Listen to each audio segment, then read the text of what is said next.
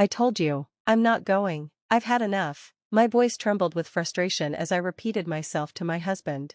You're completely out of your mind, he yelled, his face flushed with anger, his fists tightening at his sides.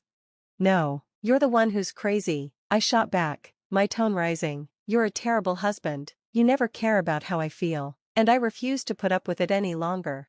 The door slammed behind him, the sharp sound echoing through the house. A moment later, I heard his car engine roar as he sped down the driveway. As silence settled around me, a realization hit. I had reached my limit. This was my moment to take back control, and nothing would stop me this time. My name is Avery, and I'm 28 years old. I work as a freelancer now, but when I first met my husband, I was still deep in the corporate world, juggling deadlines and endless meetings. Grayson, my husband, once told me he fell for me the instant he saw me. I like your face, he had said, full of confidence. I laughed at his boldness, but deep down, I was flattered, so when he asked me out, I decided to take a chance on him. That marked the start of our relationship. Back then, Grayson was sweet and thoughtful, always making an effort to brighten my day. He planned little surprises, supported me when I was stressed, and seemed genuinely attentive. As our wedding day approached, I made a bold move. I quit my corporate job. After years of being trapped in an exhausting routine, I wanted to pursue something that truly inspired me, freelancing. I loved the idea of managing my own time and having the freedom to do meaningful work. But freelancing turned out to be just as demanding as my office job, if not more.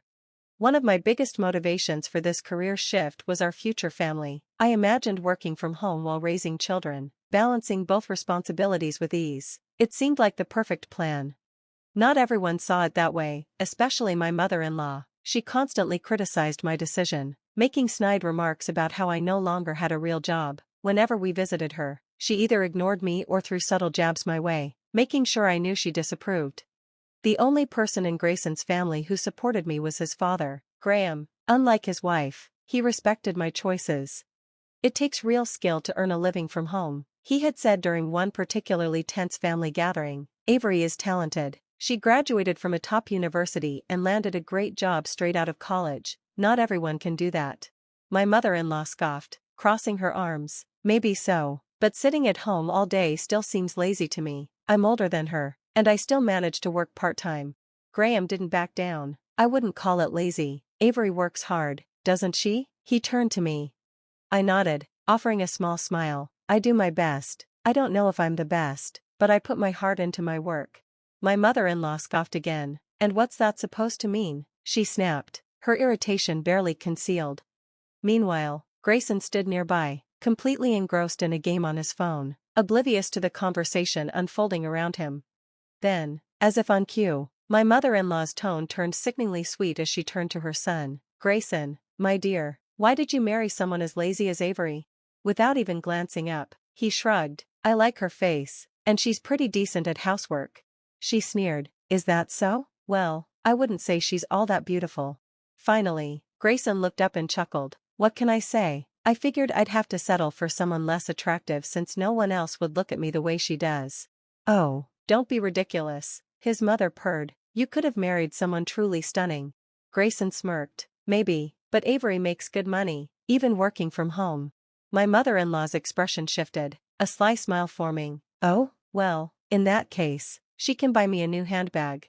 As they joked about my income like it was some kind of game, Graham had finally had enough. What nonsense are you two spouting? Aren't you ashamed of yourselves? His sharp voice cut through the room. My mother-in-law merely smirked, completely unfazed. I just don't see what's so special about Avery, she said dismissively. Grayson let out a defensive scoff. I have a high opinion of my wife, so don't look at me. Graham raised an eyebrow. No, you don't. If you did, you'd actually defend her. Or do you enjoy watching people talk down to your wife while you sit there doing nothing? The room fell silent. Graham then turned to me, his tone soft but firm. Avery, you don't have to put up with this, he said. Thank you, I murmured, my chest tightening with gratitude and exhaustion. His next words, however, caught me off guard.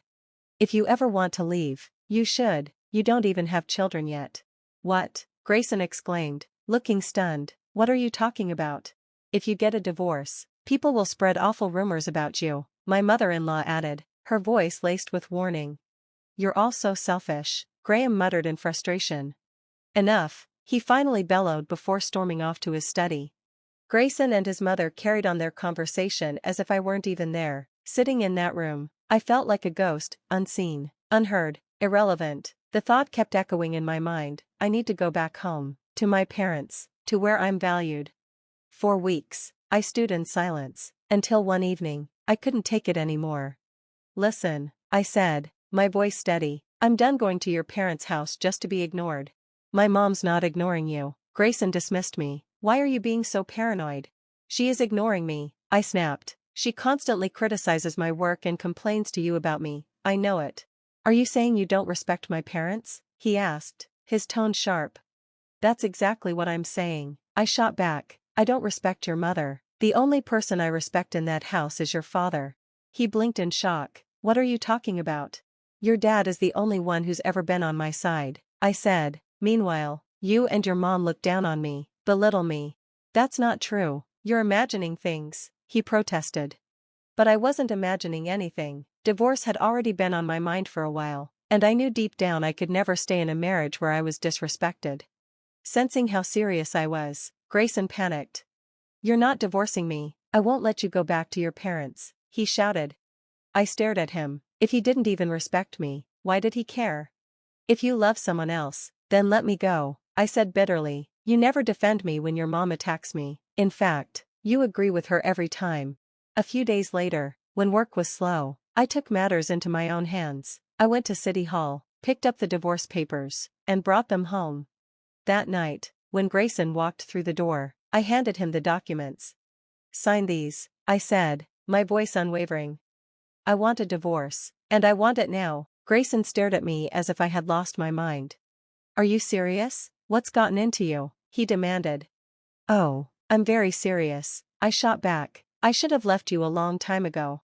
I've always put you first. Avery, I've cared about you, he insisted. I scoffed. That's a lie, and we both know it. The truth was, I had proof, irrefutable evidence that my husband had been cheating on me. It all started one night when I was brushing my teeth. He had left his phone in the dressing room, and I wasn't planning on checking it, but then, a message flashed across the screen. I want to kiss you again. The way you made me feel, like a god. My stomach dropped. This wasn't just betrayal, it was pure humiliation. I didn't want to risk forwarding the messages to myself, so I did the next best thing. I snapped a picture of them with my own phone. With the help of a credit agency, I dug deeper and uncovered the ugly truth. He wasn't just seeing one woman from work. There were multiple. They all fit the same mold, young, tall, and conventionally attractive, but all I saw was his shallowness and deceit. My hands shook with rage, but I knew confronting him immediately wouldn't get me anywhere. If I shoved divorce papers in his face now, he'd dismiss me, so I made a plan. I'd move back to my parents' house first, then proceed with the divorce from there. The final straw came one Saturday morning. We should visit my parents today, he said casually over breakfast, as if nothing was wrong. I'd rather not, I replied, barely looking up. Your mom doesn't even acknowledge me. Besides, my mom asked me to visit her today. Oh, come on, he said, already irritated. Don't be difficult, just get ready. I love dressing up just to be ignored, I muttered sarcastically. Nobody's ignoring you, he snapped. You're just imagining things. I shook my head. Your dad at least talks to me. He's kind. Your mother? She acts like I don't exist. Grayson's face twisted in frustration. You're making my mom sound like some kind of villain. That's exactly what she is, I replied flatly. I still remember how my father-in-law had recently shown interest in blogging. He had been eager to learn, but technology wasn't his strong suit, so I agreed to visit, bringing my laptop along, figuring I could get some work done while helping him set up his blog. The moment we arrived, my mother-in-law greeted Grayson warmly, fussing over him, offering him tea, completely ignoring me, as usual. Would you like some tea? She asked sweetly. She never even glanced in my direction. I let out a quiet chuckle, amused by how obvious she was, but deep down, it still stung. On the other hand, my father-in-law's excitement over blogging made the visit bearable. Wow, so this is how you set up a blog? He asked, leaning in to watch. It's actually simpler than it looks, I said with a small smile.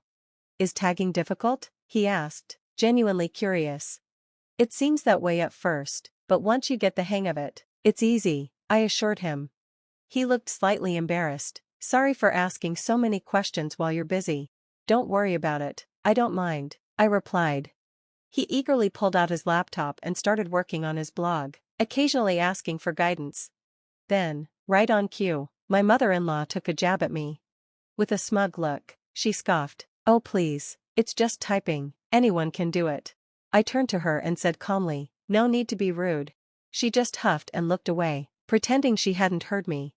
After that visit, Grayson started pressuring me to go to his parents' house more often. "I don't want to," I told him firmly one morning. "It's my mom's birthday today, and I'm spending it with her." "Oh, come on, stop being dramatic, let's just go," he said dismissively. "I'm not going," I said flatly. He looked stunned. "What?" I said I'm not going, I repeated. "Your father is the only decent person in that house. Your mother is rude, dismissive, and constantly puts me down. I'm done." His face twisted in anger. "What the hell is wrong with you?" he shouted. "You're crazy." "No," I shot back, my voice unwavering. "You're the crazy one, you're a terrible husband, you never defend me, you don't care about my feelings, and I refuse to put up with this anymore." Fuming, he stormed out of the house, slamming the door behind him. The second I heard his car pull out of the driveway, I knew this was my chance. I rushed to pack an overnight bag. I was leaving, and this time, he couldn't stop me. As I threw my belongings together, one thought echoed in my mind: does he even care about losing me, or is he just scared of what his family will think? Maybe he felt guilty about cheating, maybe he was just afraid of losing control over me. Either way, it didn't matter. I was done. I knew I deserved better, and I was determined to secure a hefty alimony to rebuild my life. When I arrived at my parents' house and told them everything, their fury was immediate. "We're never letting you go back to that man," my father said, his voice shaking with anger. "I can't believe he turned out to be such a disappointment," my mother added, her eyes burning with frustration. Later that evening, Grayson called. "Where are you, and why is all your stuff gone?" he demanded. "I'm at my parents' house, and I'm not coming back," I said, my voice calm and steady. "What, are you out of your mind, running back to your parents like some spoiled child?" he barked. I smirked. "No, you're the one who's out of your mind. You cheated on me and expected me to just accept it? Oh, and by the way, you're a terrible kisser. I've been faking it for years." The silence on the other end was golden. "Why would you say something like that?" he finally choked out. "Because I don't care anymore," I said coldly. "Fine, then I'll divorce you," he snapped. "Go ahead," I said, "just remember, you're the one who ruined everything." A few hours later, he showed up at my parents' house, with his mother in tow. She looked ready to explode, but before she could open her mouth, my father-in-law, Graham, spoke first. "Sir, I truly apologize for everything," he said to my father. "I wish I could have done more to support Avery." My father's glare was sharp. "You should have done more to control your family, but it's too late now." Then came the biggest twist of all. Graham revealed that my mother-in-law had been having an affair with her store manager. This whole ordeal had given him the push to file for divorce too. My mother-in-law burst into tears. "Avery, please, don't leave my son," she pleaded. But it was far too late. In the end, I divorced Grayson, Graham divorced my mother-in-law, and both cheaters were stuck paying heavy alimony.